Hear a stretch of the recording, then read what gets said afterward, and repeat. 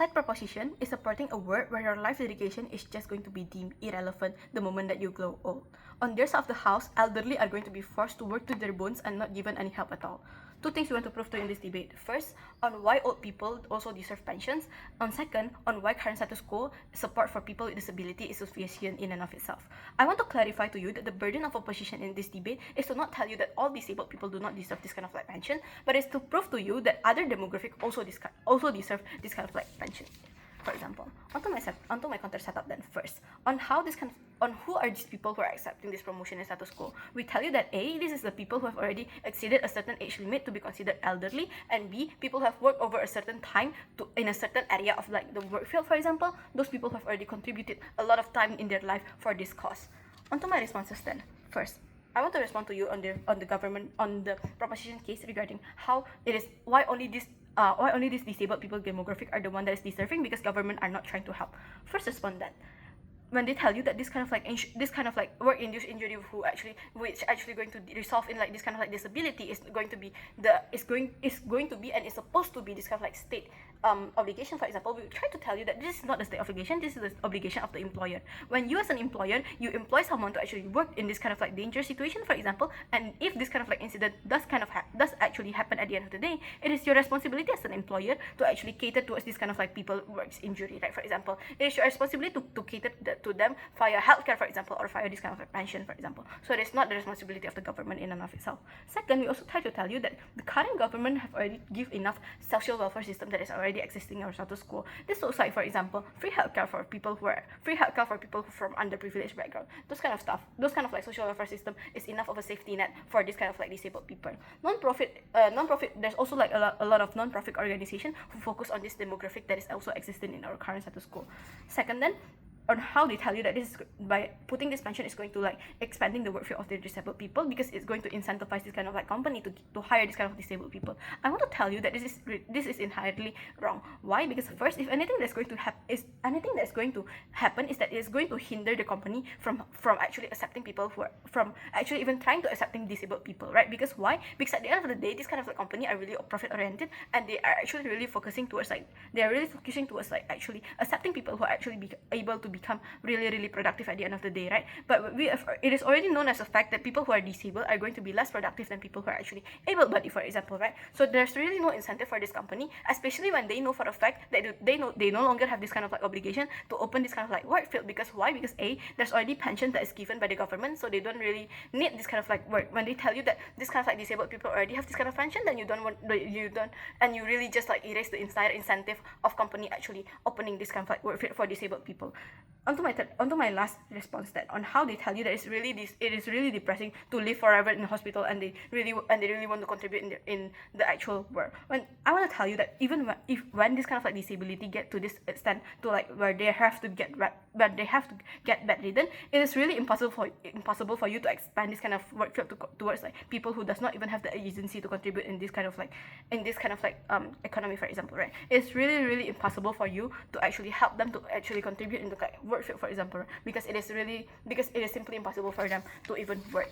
Onto my arguments then. First, on how this is like a moral obligation of the state to actually give this kind of like pensions towards older people. One, growing old is something that is inevitable. Having your mental and physical ability to deteriorate is something that is inevitable and something that you cannot control, that is going to happen to you at the end of the day. The deterioration of this will also happen slowly and surely, but it wouldn't be to the level of you not having this physical or mental ability to fend for yourself, which means that these older people are not going to be able to actually get this kind of pension that is reserved for like this kind of like disabled people at the end of the day, right? So they are going to be forced to actually work at the very end of the day. Second, then, on how elderly are going to be less attractive in the job market. First, three reasons for this. First, they are going to have like lowered mental and physical ability because their body are actively deteriorating. Second, they are also more prone towards disease and health condition. When you are talking about this kind of like company that is profit oriented, they do not want this kind of like people who are actually really vulnerable at the end of the day because they want to be as productive as possible. Third is that they are less likely to have higher level of education. When it is less likely for someone who is like 70 years old right now to have a higher education from the compared to someone who is like 30 years old currently, right? Because education system in and of itself is getting better and better. So like the limit of the the passing grade limit for them to actually get this kind of job is going to get higher and higher. And at the end of the day, these people who are actually like already really old, or these people who are really vulnerable and they need this kind of job to survive, at the end of the day, they are not going to be able to have this kind of like prerequisite of this meritocracy in like the education system in and of itself. Third then on the how they have spent their life working for the state and not living their life. They spend their life just like working on and on again for like this cause in and of itself, because they're not actually actively living their life, right? They have worked like 9 to 5 job for, I don't know, 10-20 years, for example, so that they actually does qualify for this kind of like pension at the end of the day.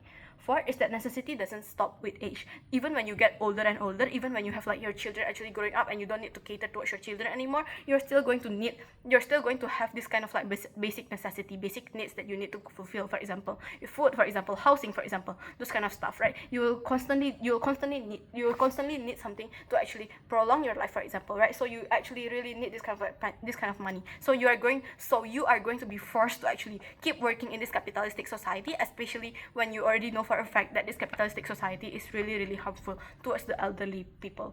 So therefore, we have proven to you that it's the state obligation to ensure the quality of life, especially those who are vulnerable. For example, these people who are already in their twilight year, these people who actually deserve this kind of like rest from their life because they have already contributed so much to our society at the very start of the day.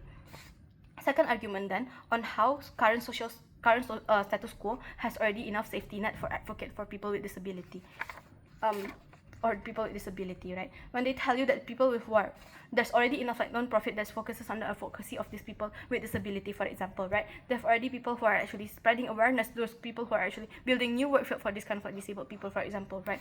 Onto like how this kind of like there's actually a work field that actually made like this sort of like work field that is actually focuses more towards the value and not on the like monetarily gain. For example, those kind of like food industry, those kind of like arts and crafts that use the name of disabled people, so that people are more likely to buy onto like this kind of like onto this kind of like arts and craft, for example, right? So there's already an existing work field for disabled people, and there's already active advocacy done by this kind of like non-profit organization or like this kind of like government, for example, to actually advocate for the rights of people with disability. So there's already that. The second of all, we also like to tell you that there's already existing social welfare system. For example, there's already free healthcare for people with disability. So this kind of like stuff really help at the end of the day. We also like to prove to you on why the government side of the house, when they tell you that when you retire you already have a chance to accumulate health. This is unlikely. Why? Because people before they're retiring, they actually like accumulate health. Well, this kind of wealth are not really